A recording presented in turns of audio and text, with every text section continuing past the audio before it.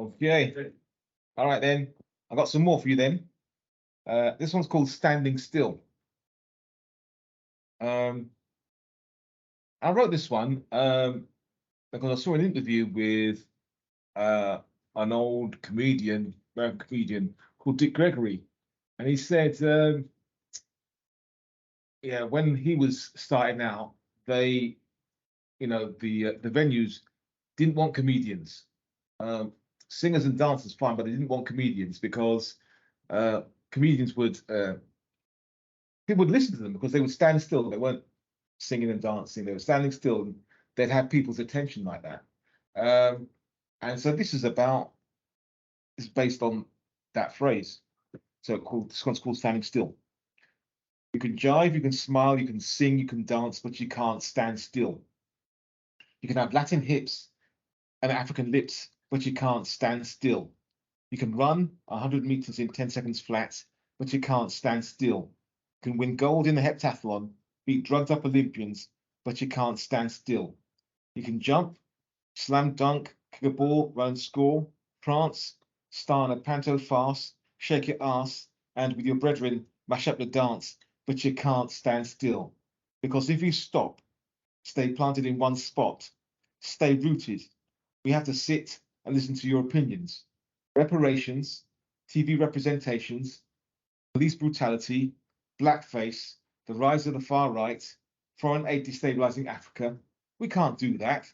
That sounds like a lot of expenditure of energy. That sounds like a lot of hard work. This one is called 269. The second collection was called String Theory, and it's all about male mental health. Because I used to do a lot of work in the community, and people would tell me stories. So I basically fictionalized a lot of these stories and put them into a collection called String Theory. And this is from that collection, 269. You know I'm on your team, right? All day, every day, 24 hours a day, 7 days a week, 24/7, 25/8, 26/9. Anyway, it adds up, right? Men like us take the heaviest hits, the hardest blows. Supposed to stand resolute, are we? Tall and proud, are we? Whilst the internal masonry of the heads crumbles. That ain't right. I'm on your team. You got that? Team, 24/7, 25/8, 26/9. I don't care who knows it. Already shouted it out to anyone who would listen, so can sit and say nothing or talk about the trivial things. The last game, the next game, the best route, the price of petrol, the price of a shit pint, until we get to the truth.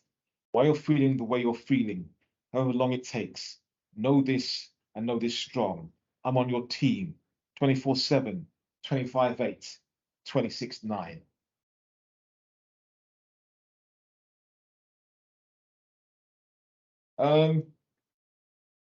Yeah, this one's called Black Symphony. I wrote a poetry collection called Symphony of a Black Man. And basically, it's all about very personal experiences of being Black. And so I was really frustrated, really angry. So there's not many jokes in it. And this is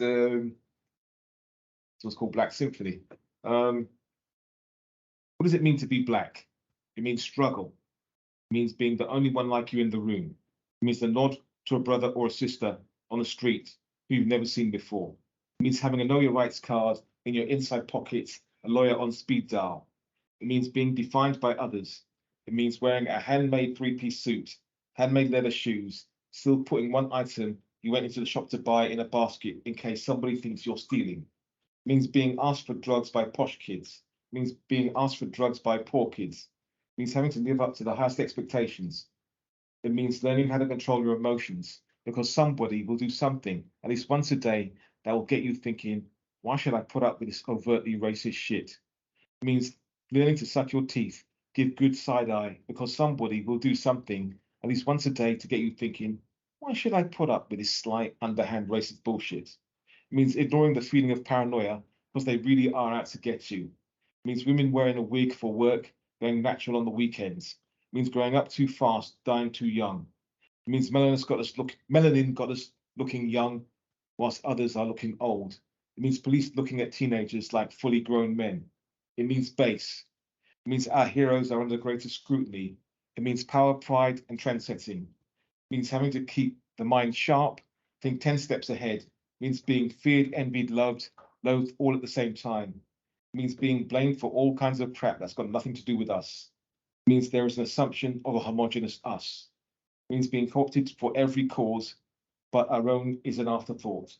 Watch the diverse associates disappear. It means someone assuming we're always late. It means being an original child of God. It means rhythm. It means harassment. Hear the blue sirens. It means Terry, my lawyer friend, got me on speed dial, calling me every lunchtime saying, "You'll never guess what happened to me today." It means having the conversation with your kids. It means if I have to tell you, you're never gonna know. So yeah, I have a friend, Terry. She's a lawyer, and she used to call me up every lunchtime, going, "You'll never guess what racist stuff happened to me today." So that's why I wrote that one.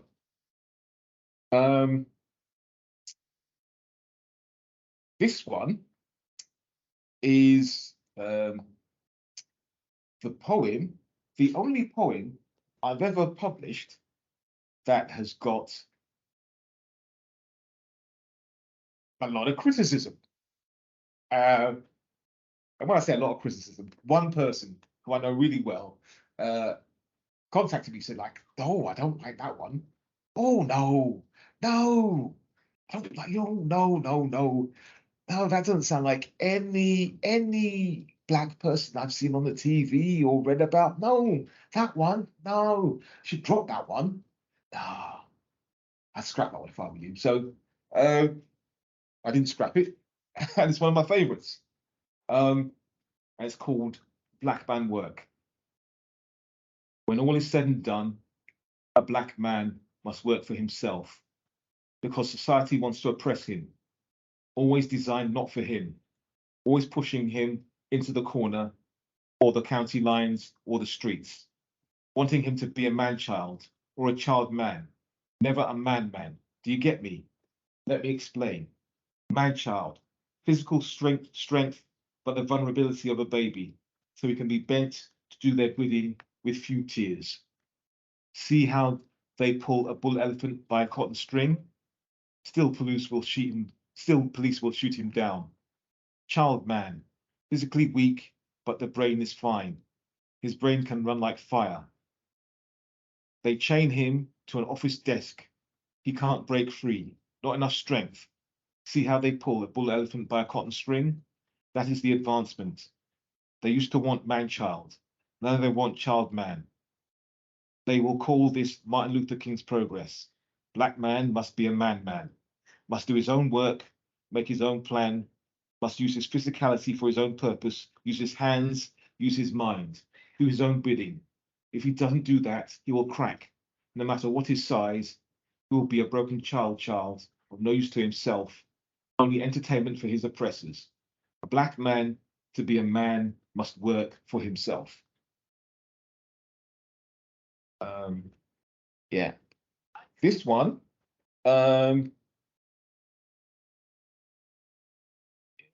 this one's about my grandmother, who, when she was alive, lived in a very small shack. So I wrote this one about her. My Caribbean grandmother sits on the stoop outside her shack, which is no bigger than my toilet back home. She has a scarf on her head, a big handkerchief covering her grey hair. She wears socks in the sweltering heat. Her knees are misshapen. She holds my hand, then rubs her hands over my face. Her eyes are watery. She can't see me. She knows it's hot by the warmth on her face. Every day is hot. She can't see my smile, but she can hear it in the tone of my voice. She has empty gums. Her skin is golden brown. Age has taken all her teeth from her mouth. The Caribbean tooth fairy is a thief who doesn't pay. Her words still ring in my ears, in my dreams. Will you remember me when I'm gone?